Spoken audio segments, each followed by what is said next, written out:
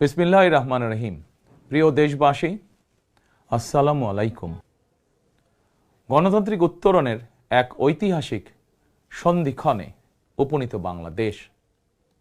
দেশের সংবিধানের ৭ম অনুচ্ছেদে বলা হয়েছে, প্রজাতন্ত্রের সকল ক্ষমতার মালিক জনগণ। কিন্তু পতিত, পরাজিত, বিতাড়িত ফ্যাসিস্ট চক্র জনগণের কাছ থেকে রাষ্ট্রের মালিকানা কেড়ে নিয়েছিল জনগণের সকল গণতান্ত্রিক রাজনৈতিক অধিকার। অবশেষে দীর্ঘ আন্দোলন সংগ্রামের ধারাবাহিকতায় হাজারো প্রাণের বিনিময়ে জনগণের কাছে রাষ্ট্রের মালিকানা ফিরিয়ে দেওয়ার এক মাহেন্দ্রক্ষণ আমাদের সামনে উপস্থিত। আগামী 12ই ফেব্রুয়ারি অনুষ্ঠিত হতে যাচ্ছে গণতান্ত্রিকামী জনগণের বহুল আকাঙ্ক্ষিত জাতীয় নির্বাচন। প্রিয় দেশবাসী, রাষ্ট্র, রাজনীতি এবং সরকারে জনগণের অধিকার প্রতিষ্ঠার এই শুভ সময় মহান আল্লাহর দরবারে শুকরিয়া আদায় করে আমি আপনাদের সামনে কয়েকটি কথা বলতে চাই। গণতান্ত্রিকামী জনগণের সামনে এমন একটি শুভ সময় হঠাৎ করেই আসেনি। এর জন্য বাংলাদেশ জাতীয়তাবাদী দল বিএনপি সহ গণতন্ত্রের পক্ষের সকল রাজনৈতিক দল এবং গণতান্ত্রিকামী জনগণকে দীর্ঘ ১.৫ দশকেরও বেশি সময় ধরে আন্দোলন সংগ্রাম করতে হয়েছে। ফ্যাসিবাদ বিরোধী এই ধারাবাহিক আন্দোলনে হাজার হাজার মানুষকে গুম, খুন, অপহরণ করা হয়েছিল। আয়নাঘর নামক এক বর্বর বন্দিখানা যেন হয়ে উঠেছিল জ্যান্ত মানুষের কবরস্থান। শুধুমাত্র ২০২৪ সালে ছাত্র জনতার ঐতিহাসিক গণ অভ্যুত্থানেই ১৪ শতাধিক মানুষকে হত্যা করা হয়েছে। আহত হয়েছেন কমপক্ষে ৩০,০০০ মানুষ। বাংলাদেশের জন্মযুদ্ধ থেকে আজ পর্যন্ত দেশে গণতন্ত্র এবং মানুষের অধিকার প্রতিষ্ঠার জন্য বিভিন্ন সময় যারা শহীদ হয়েছেন তাদের মাগফিরাত কামনা করছি। যারা আহত হয়েছেন তাদের প্রতি জানাই গভীর সহানুভূতি এবং সহমর্মিতা। হতাহতদের শোক সন্তপ্ত পরিবারের প্রতি জানাই গভীর সমবেদনা। প্রিয় দেশবাসী, ১৯৭১ সালের স্বাধীনতা অর্জনের যুদ্ধ, ১৯৭৫ সালের ৭ই নভেম্বরের আধিপত্যবাদ ও তাবেদার অপশক্তি বিরোধী বাংলাদেশ, ৯০-এর স্বৈরাচার বিরোধী আন্দোলন, শাপলা চত্বরের গণহত্যা কিংবা সর্বশেষ ২০২৪ সালের স্বাধীনতা রক্ষার যুদ্ধ, ইতিহাসের এমন প্রতিটি বাঁকে হাজারো লক্ষ মানুষ অকাতরে জীবন দিয়েছেন। একটি প্রাণের সমাপ্তির মধ্যে দিয়ে একটি পরিবারের স্বপ্ন ও সম্ভাবনা, আশা, আকাঙ্ক্ষারও মৃত্যু ঘটে। এই মানুষগুলো কেন এমন অকাতরে জীবন দিয়েছিলেন? কি ছিল তাদের চাওয়া? কোনো কিছু দিয়েই মৃত্যুর প্রতিদান হয় না। তাহলে কি এত প্রাণের বিসর্জন বৃথা হয়ে যাবে? না, অবশ্যই বৃথা যেতে দিতে পারি না। আমরা যারা এখনো আল্লাহর রহমতে বেঁচে আছি, আমাদের উচিত সকল শহীদদের আকাঙ্ক্ষিত বাংলাদেশ প্রতিষ্ঠা করা। একটি ন্যায়ভিত্তিক, মানবিক, নিরাপদ, গণতান্ত্রিক বাংলাদেশ প্রতিষ্ঠার মাধ্যমে আমরা দেশ এবং জনগণের জন্য উৎসর্গকৃত সকল প্রাণের প্রতিদান দেবার চেষ্টা করতে পারি। প্রিয় দেশবাসী, বাংলাদেশ প্রায় ২০ কোটি মানুষের জনবহুল দেশ। দেশের মোট জনশক্তির অর্ধেকের বেশি নারী। জনসংখ্যার ৪ কোটির বেশি তারুণ্য, ৫ কোটির বেশি শিশু, ৪০ লাখের বেশি প্রতিবন্ধী মানুষ, কোটি কোটি শ্রমিক, কৃষক। এই সকল শ্রেণী পেশার মানুষের আকাঙ্ক্ষা বাস্তবায়ন করতে ব্যর্থ হলে শেষ পর্যন্ত খোদ রাষ্ট্রযন্ত্রই দুর্বল হয়ে পড়বে। নাগরিকদের দুর্বল রেখে রাষ্ট্র কখনোই শক্তিশালী হয়ে উঠতে পারে না। জনগণের রাজনৈতিক এবং অর্থনৈতিক ক্ষমতা নিশ্চিত করা না গেলে দেশে ডেমোক্রেসি, ডেভেলপমেন্ট কিংবা ডিসেন্ট্রালাইজেশন কোনো কিছুরই টেকসই হবে না।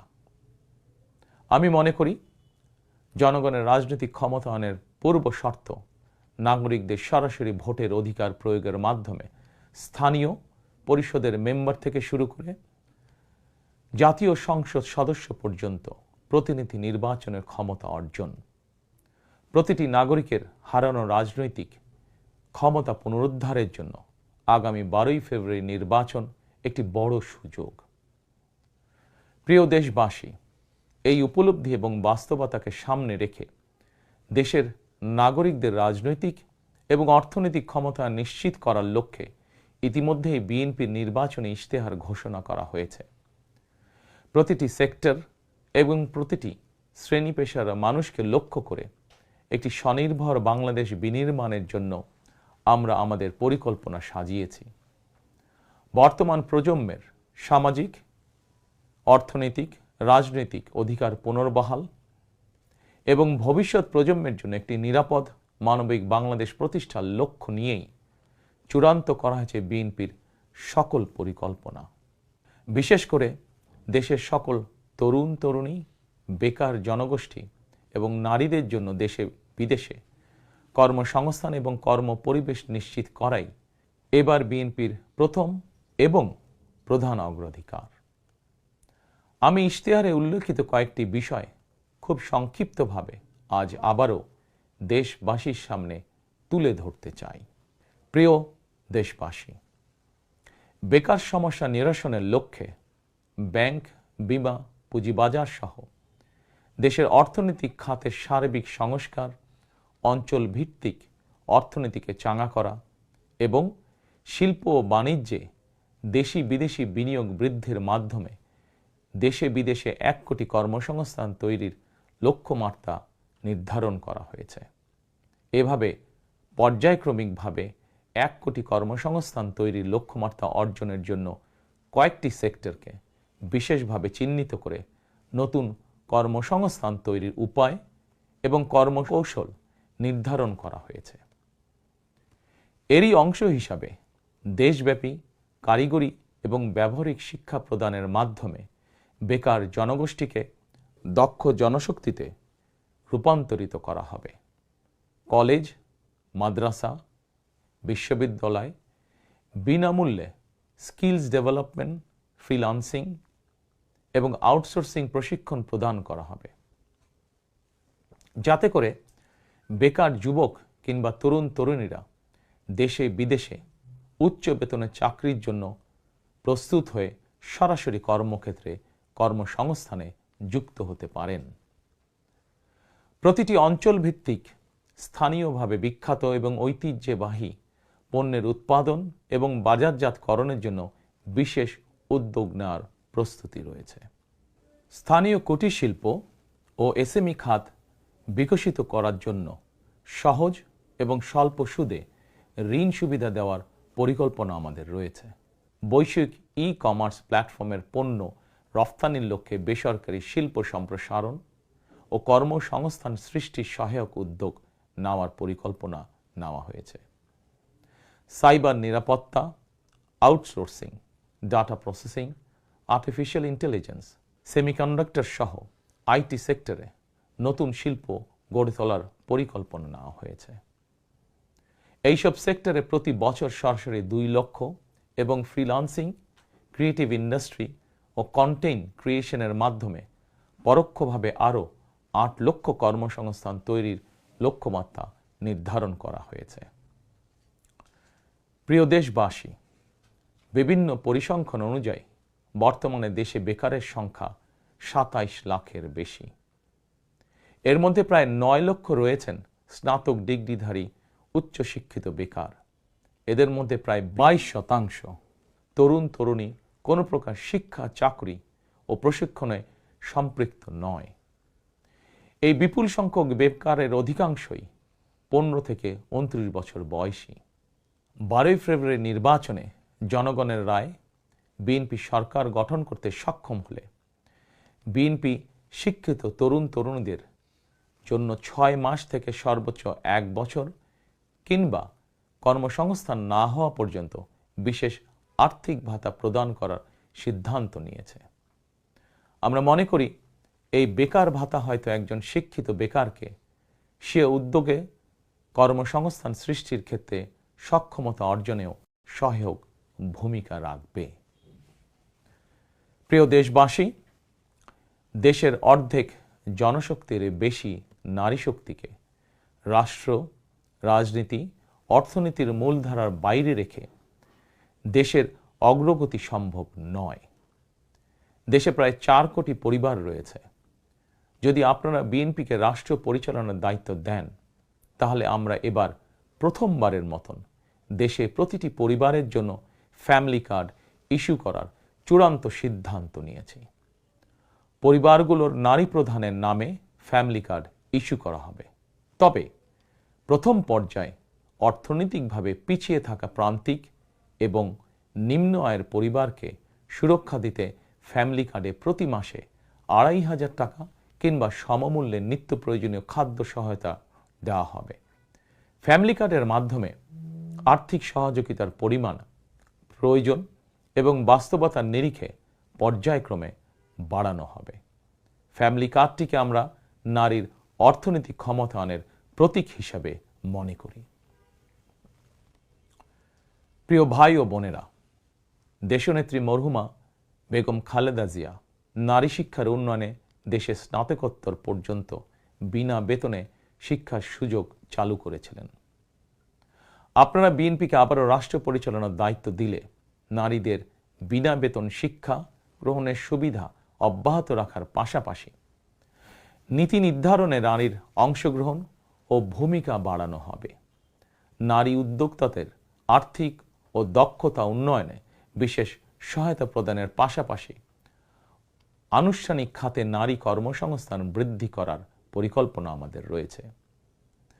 উপজেলা পর্যায়ে বিশেষায়িত নারী কল্যাণ কেন্দ্র প্রতিষ্ঠা করার পরিকল্পনা আমাদের রয়েছে।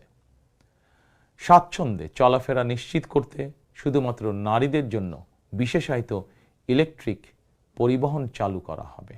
কর্মপরিবেশ নিশ্চিত করতে কর্মস্থলে ডে কেয়ার ও ব্রেস্টফিডিং কর্নার স্থাপন করা হবে। এছাড়া বিশেষ করে রাজধানী ঢাকা সহ বিভাগীয় শহরগুলোতে কয়েকটি নির্দিষ্ট স্থানে হাইজিনিক বাথরুম নির্মাণের পরিকল্পনা আমাদের রয়েছে। আমাদের সমাজের নারীরা নানাভাবে হয়রানি এবং সহিংসতার শিকার হন। বর্তমান সময়ে নারীর প্রতি সাইবার বুলিং উদ্বেগজনক রূপ নিয়েছে। বুলিং সহ নারীর প্রতি যে কোনো ধরনের সহিংসতা বন্ধে কঠোর আইন প্রয়োগের পরিকল্পনা এবং সিদ্ধান্ত আমাদের রয়েছে। নারী নির্যাতন ও ধর্ষণের বিরুদ্ধে দৃষ্টান্তমূলক শাস্তি নিশ্চিত অবশ্যই ইনশাআল্লাহ করা হবে। প্রিয় দেশবাসী, সময়ের সাথে সাথে অর্থনীতির নানা খাত বাড়লেও দেশের অর্থনীতি এখনো মূলত কৃষি নির্ভর। বিএনপি বিশ্বাস করে কৃষকের স্বার্থ রক্ষার অর্থ দেশের স্বার্থ রক্ষা। এজন্যই আমরা বলি, বাঁচলে কৃষক বাঁচবে দেশ।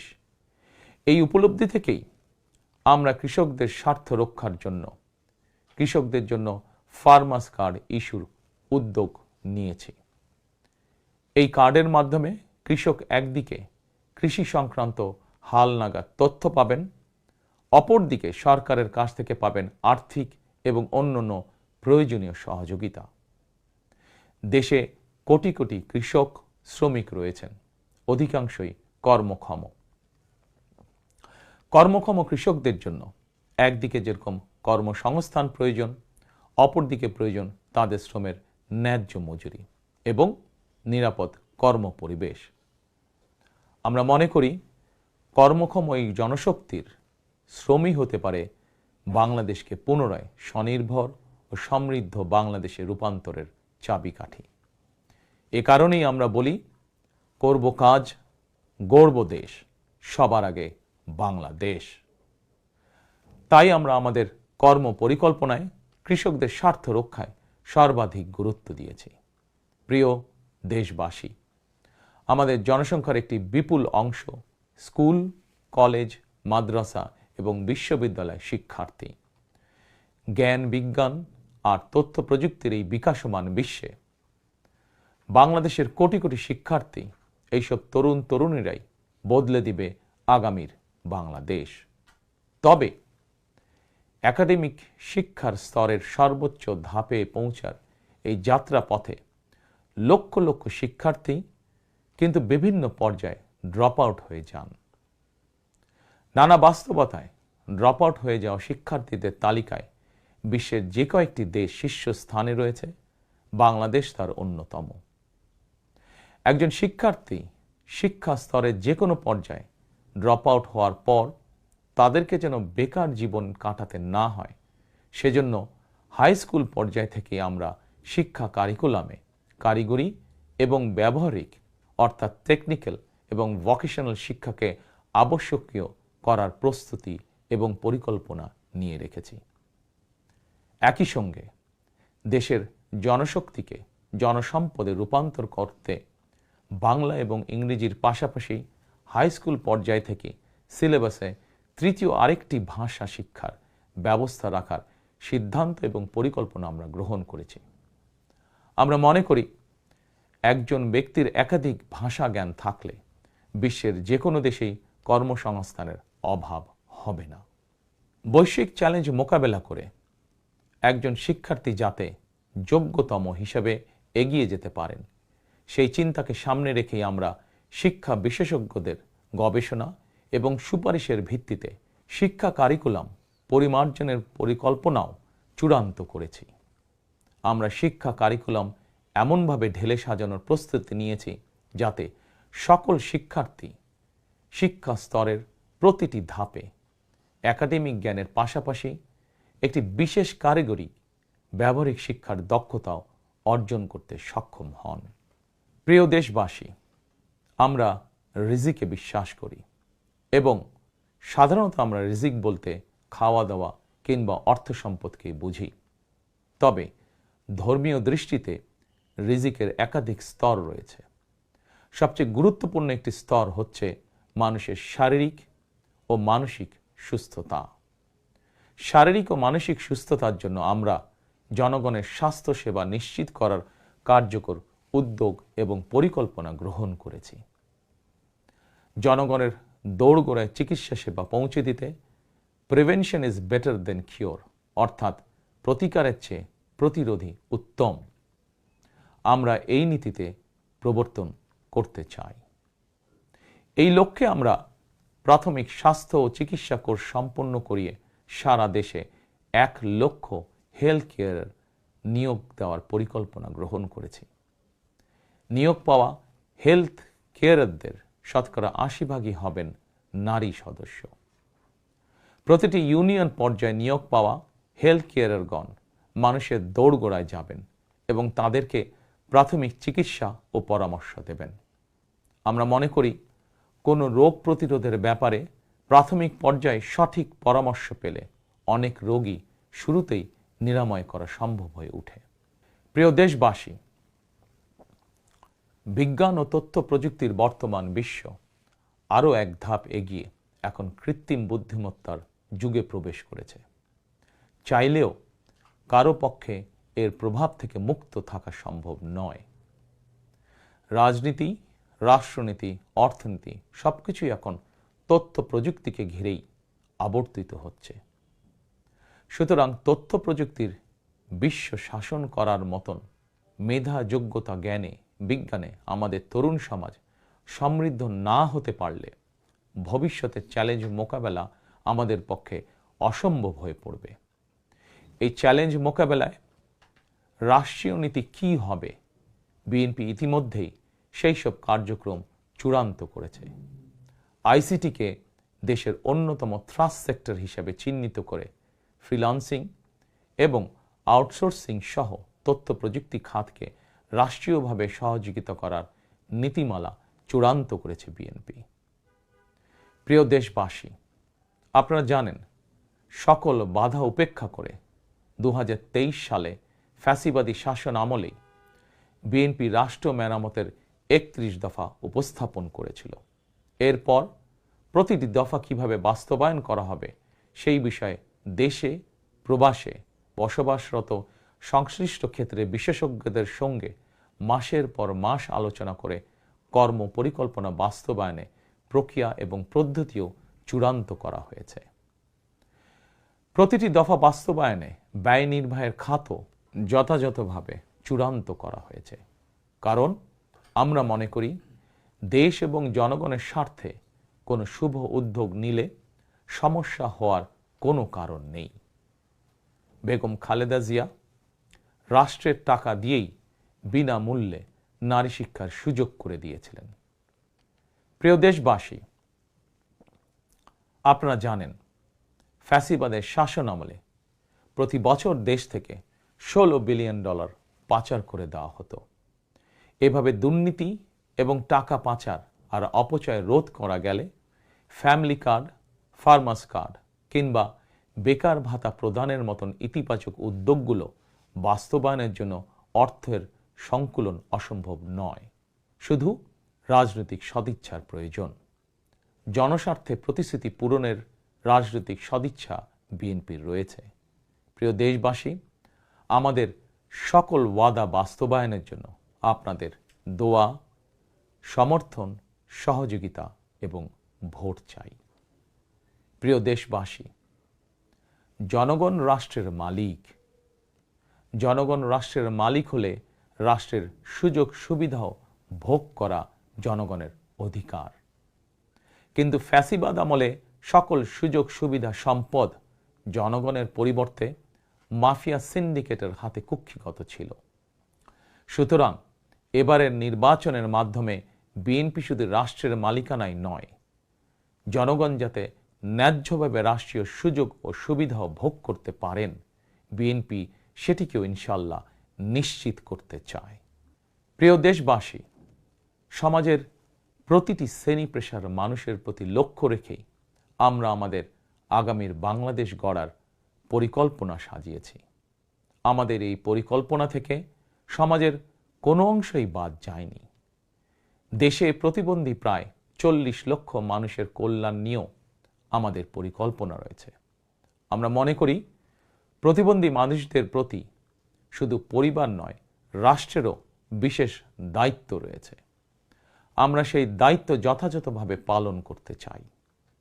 বাংলাদেশে প্রায় 2 লক্ষ মসজিদ রয়েছে।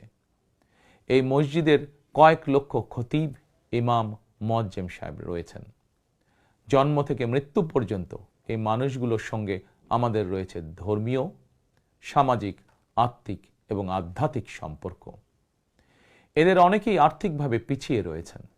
জনগণের রায় বিএনপি রাষ্ট্র পরিচালনার সুযোগ পেলে দেশের ইমাম, খতিব, মুয়াজ্জিম এবং একইভাবে অন্য সকল ধর্মের ধর্মীয় গুরুদের জন্য রাষ্ট্রীয়ভাবে আর্থিক সহযোগিতা ইনশাল্লাহ আমরা নিশ্চিত করতে চাই।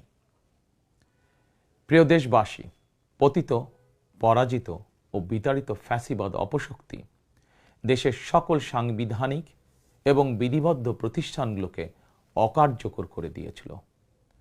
প্রশাসনকে চূড়ান্ত রকমের দলীয়করণ করে ফেলেছিল। প্রশাসন পরিচালনায় বিএনপির নীতি হবে প্রতিটি সাংবিধানিক প্রতিষ্ঠান চলবে সাংবিধানিক নিয়মে। শাসন প্রশাসনকে দলীয়করণ নয়। প্রশাসনে নিয়োগ কিংবা পদোন্নতি হবে মেধা এবং যোগ্যতার ভিত্তিতে। জনপ্রশাসন সঠিক ভিত্তির উপর প্রতিষ্ঠিত হতে না পারলে আমাদের কোনো উদ্যোগেরই সুফল মিলবে না। আমরা ইতিমধ্যেই জনগণের সামনে উপস্থাপিত আমাদের দলীয় ইশতেহারে বলেছি, জনগণের রায় বিএনপি রাষ্ট্র পরিচালনার দায়িত্ব পেলে সরকারি কর্মকর্তা এবং কর্মচারীদের জন্য যথাসময়ে জাতীয় পে স্কেল ঘোষণা এবং বাস্তবায়ন করা হবে। প্রিয় দেশবাসী, বিশ্বের বিভিন্ন দেশে প্রায় 1.5 কোটি প্রবাসী বাংলাদেশির বসবাস। প্রবাসীরা অনেকেই বাংলাদেশে তাদের প্রিয় পরিবার পরিজন ছেড়ে বিশ্বের বিভিন্ন দেশে বসবাস করেন। বৈদেশিক আয়ের ক্ষেত্রে বাংলাদেশে গার্মেন্টস সেক্টরের পরই প্রবাসী বাংলাদেশিদের অবদান। কিন্তু দেশে প্রবাসীদের সুযোগ সুবিধা, সম্মান এবং মূল্যায়নের ক্ষেত্রে তাদের অভিযোগ দীর্ঘদিনের।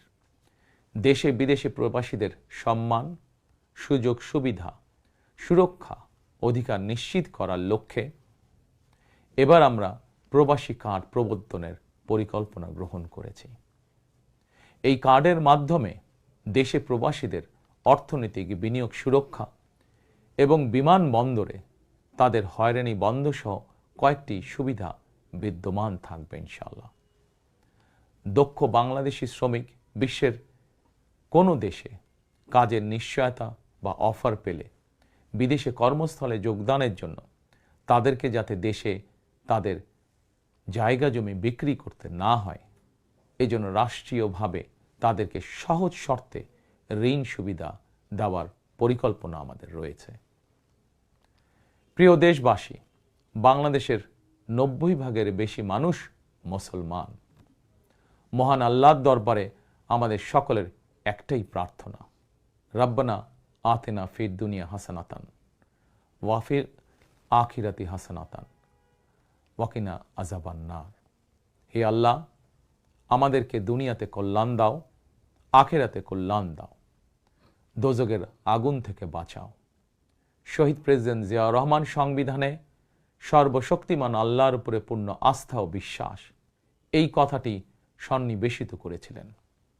কিন্তু তাবেদার সরকার সংবিধান থেকে এই কথাটি বাদ দিয়েছিল।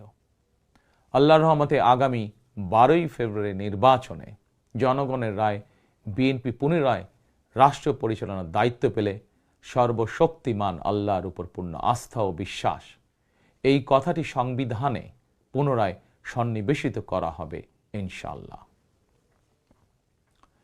প্রিয় দেশবাসী, আমাদের এই ধর্মীয় বিশ্বাস এবং মূল্যবোধের বিরুদ্ধে বিভিন্ন সময় সামাজিক রাজনৈতিক আগ্রাসন চালানোর অপচেষ্টা হয়েছিল। অপরদিকে দেশ বরেণ্য অনেক আলেম ওলেমা সোচ্চার কণ্ঠে বলেছেন, কেউ কেউ স্রেফ দলীয় স্বার্থ হাসিলের জন্য ধর্মের অপব্যাখ্যা করে বিশ্বাসী মুসলমানদেরকে বিভ্রান্ত করারও অপচেষ্টা চালাচ্ছে। সুতরাং সকল বিশ্বাসীদের প্রতি আহ্বান, কেউ যেন বিশ্বাসী মুসলমানদেরকে বিভ্রান্ত করতে না পারে সে ব্যাপারে আমাদের সকলকে সতর্ক থাকতে হবে। বিএনপি এমন একটি নিরাপদ বাংলাদেশ গড়তে চায় যেখানে মুসলমান, হিন্দু, বৌদ্ধ, খ্রিস্টান, বিশ্বাসী, অবিশ্বাসী কিংবা সংশয়বাদী, পাহাড়ে কিংবা সমতলে বসবাসকারী প্রতিটি নাগরিক নিরাপদ থাকবে। 1971 সালের স্বাধীনতা যুদ্ধ সময় কে কোন ধর্মের এটি কোনো জিজ্ঞাসা ছিল না। 2024 সালের স্বাধীনতা রক্ষার যুদ্ধেও কে কোন ধর্মের, কার কি ধর্মীয় পরিচয়, এটি কোনো জিজ্ঞাসা ছিল না। আমরা মনে করি ধর্ম যার যার, রাষ্ট্র সবার। প্রতিটি ধর্মের মানুষ নিজ নিজ ধর্মীয় বিশ্বাস এবং রীতি অনুযায়ী যার যার ধর্ম পালন করবেন। এটি একটি আধুনিক সভ্য সমাজের রীতি। সকল নাগরিকের শান্তি এবং নিরাপত্তা নিশ্চিত করা রাষ্ট্রের দায়িত্ব। ধর্ম যার যার, নিরাপত্তা পাবার অধিকার সবার। প্রিয় দেশবাসী, দেশের গত 55 বছরের ইতিহাসে এটি বারবার প্রমাণিত হয়েছে, দেশের গণতান্ত্রিকামী জনগণ তাদের স্বাধীনতা হরণকারী স্বৈরাচার, ধর্মীয় চরমপন্থা কিংবা উগ্রবাদ কোনোটিকেই পছন্দ করে না। নিজ নিজ ধর্মীয় বিশ্বাস এবং সংস্কৃতি বজায় রেখেই যাতে আমরা সকলে মিলেমিশে একটি নিরাপদ বাংলাদেশ গড়তে পারি, এ লক্ষ্যেই স্বাধীনতার ঘোষকের যুগান্তকারী রাজনৈতিক দর্শন ছিল বাংলাদেশি জাতীয়তাবাদ। দল, মত, ধর্ম, বর্ণ নির্বিশেষে এই বাংলাদেশ আমাদের সবার। আমরা সবাই বাংলাদেশী। প্রিয় দেশবাসী, দেশের জনগণের সমর্থনে বিএনপি অতীতে বহুবার রাষ্ট্র পরিচালনার সুযোগ পেয়েছে। স্বাধীনতার ঘোষক জিয়াউর রহমান রাষ্ট্র পরিচালনার দায়িত্ব পেয়ে দেশকে স্বনির্ভর বাংলাদেশ হিসাবে গড়ে তুলেছিলেন। বাংলাদেশের স্বার্থের পক্ষে থাকার কারণেই তাকে শাহাদাত বরণ করতে হয়েছে। আমার মা মরহুমা বেগম খালেদা জিয়া, যাকে বাংলাদেশের জনগণ অর্থাৎ আপনারাই দেশনেত্রী উপাধি দিয়েছিলেন, তিনি কখনোই আপনাদের সম্মানের অমর্যাদা করেননি। জীবনের শেষ বয়সে এসেও তিনি জেল জুলুম বরণ করেছেন, কিন্তু বাংলাদেশের স্বার্থের সঙ্গে আপোষ করেননি। সন্তান হিসাবে আমি জানি তার কাছে অনেক প্রস্তাব এসেছিল। তিনি চাইলেই সেই প্রস্তাব গ্রহণ করে জেল জুলুম এড়িয়ে বিদেশে চলে যেতে পারতেন, কিন্তু তার হৃদয় জুড়ে ছিল বাংলাদেশ। দেশের স্বাধীনতাপ্রিয় গণতন্ত্রকামী জনগণের বিশ্বাস ছিল খালেদা জিয়া জালিমের কারাগারে থাকলেও তিনি তাবেদার অপশক্তির ভয়ের কারণ। খালেদা জিয়াও জনগণের বিশ্বাস এবং ভালোবাসার মর্যাদা দিয়েছিলেন। তিনি দেশেই থেকেছিলেন শেষ দিন পর্যন্ত। প্রিয় দেশবাসী, ফ্যাসিবাদ মুক্ত বাংলাদেশে আপসহীন নেত্রী বেগম খালেদা জিয়া দেশে পুনরায় গণতন্ত্রকে প্রাতিষ্ঠানিক রূপ দিতে চেয়েছিলেন, জনগণের অধিকার প্রতিষ্ঠা করতে চেয়েছিলেন। দেশের স্বাধীনতা প্রিয় গণতন্ত্রকামী জনগণের সামনে খালেদা জিয়ার আকাঙ্ক্ষা পূরণের সেই সময় উপস্থিত। আগামী 12ই ফেব্রুয়ারি রাষ্ট্র ও সরকারের জনগণের অধিকার প্রতিষ্ঠার দিন। দেশনেত্রী খালেদা জিয়া জনগণের চূড়ান্ত বিজয় দেখে যেতে পারেননি। প্রিয় দেশবাসী, সারা দেশের সকল ছাত্র জনতা, কৃষক, শ্রমিক, রিক্সা চালক, গার্মেন্টস কর্মী, ফুটপাতের হকার থেকে শুরু করে শিক্ষক, সাংবাদিক, শিল্পী, বুদ্ধিজীবী, পেশাজীবী, শ্রমজীবী, সরকারি বেসরকারি চাকরিজীবী, ব্যবসায়ী কিংবা শিল্প উদ্যোক্তা এবং দেশের সকল মায়েরা, বোনেরা, সবার কাছে আমার বিনীত আবেদন, আপনারা যারা শহীদ জিয়াকে ভালোবাসেন, দেশনেত্রী বেগম খালেদা জিয়াকে ভালোবাসেন, স্বাধীনতা ও গণতন্ত্রকে ভালোবাসেন, আগামী 12ই ফেব্রুয়ারি জাতীয় নির্বাচনে আপনারা ধানের শীষকে বিজয় করুন। ধানের শীষের বিজয়ের অর্থ বাংলাদেশের বিজয়। ধানের শীষের বিজয়ের অর্থ স্বাধীন, সার্বভৌম, তাবেদার মুক্ত বাংলাদেশ। প্রিয় দেশবাসী, শহীদ জিয়া আর দেশনেত্রী বেগম খালেদা জিয়ার সাফল্য যাত্রা অব্যাহত রাখতে আমি আমার দলের নেতাকর্মীদেরকে সঙ্গে নিয়ে বিএনপির রাজনৈতিক, সামাজিক, অর্থনৈতিক কর্মসূচিগুলো বাস্তবায়নের জন্য দীর্ঘদিন থেকে হাতে কলমে প্রস্তুতি নিয়েছি। 2001 সালে যখন আপনাদের সমর্থনে বিএনপি রাষ্ট্র পরিচালনার দায়িত্ব পালন করেছিল, আমি তখন সরকারের অংশ হইনি। তবে বিএনপির একজন কর্মী হিসাবে সারা দেশে প্রতিটি জেলা, উপজেলা, গ্রাম, নগর, বন্দরে ঘুরেছি। আপনাদের স্থানীয় সমস্যাগুলো, সম্ভাবনাগুলো জানার, বোঝার চেষ্টা করেছি। পরিস্থিতির কারণে বিদেশে থাকতে বাধ্য হলেও হৃদয়, মন, সত্তা জুড়ে ছিল বাংলাদেশ, বাংলাদেশের জনগণ। আমি তাই বিদেশে অবস্থানকালীন সময়েও দেশের প্রতিটি এলাকায় আপনাদের সঙ্গে যোগাযোগ রাখার চেষ্টা করেছি। বিদেশ থেকে দেশে ফিরেও আমি আবারও এই স্বল্প সময় যতটুকু সম্ভব আপনাদের কাছে ছুটে গিয়েছি। আমি আপনাদের ভালোবাসা পেয়েছি, বিএনপির প্রতি আপনাদের আবেগ এবং ভালোবাসা উপলব্ধি করেছি। প্রিয় দেশবাসী, 12ই ফেব্রুয়ারি বিএনপির প্রতি আবারও আপনাদের ভালোবাসা প্রকাশের দিন। অতীতে আপনাদের সমর্থনে বিএনপি একাধিকবার রাষ্ট্র পরিচালনার দায়িত্ব পালন করেছে। দেশ পরিচালনা করতে গিয়ে সেই সময় কোনো কোনো ক্ষেত্রে হয়তো আমাদের অনিচ্ছাকৃত কিছু ভুল ত্রুটি হয়েছে। সেজন্য আমি দেশবাসীর কাছে আন্তরিকভাবে দুঃখ প্রকাশ করছি। অতীতের ভুল থেকে শিক্ষা নিয়ে অর্জনগুলোকে অবলম্বন করে বর্তমান এবং ভবিষ্যৎ প্রজন্মের জন্য একটি নিরাপদ বাংলাদেশ গঠনের জন্য আগামী 12ই ফেব্রুয়ারি জাতীয় নির্বাচনে আবারও আমি আপনাদের সমর্থন চাই। আমি দেশ এবং জনগণের জন্য, আপনার এবং আপনার পরিবারের সদস্যদের জন্য যেসব পরিকল্পনা গ্রহণ করেছি, প্রতিটি পরিকল্পনা বাস্তবায়নের জন্য ধানের শীষে আপনাদের সমর্থন এবং আপনাদের ভোট চাই।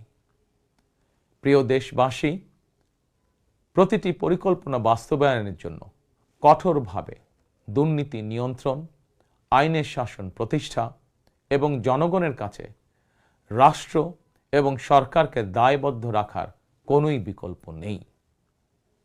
রাষ্ট্র পরিচালনায় আপনাদের সমর্থন পেলে দেশের আগামী দিনে সরকার হবে জনগণের কাছে দায়বদ্ধ।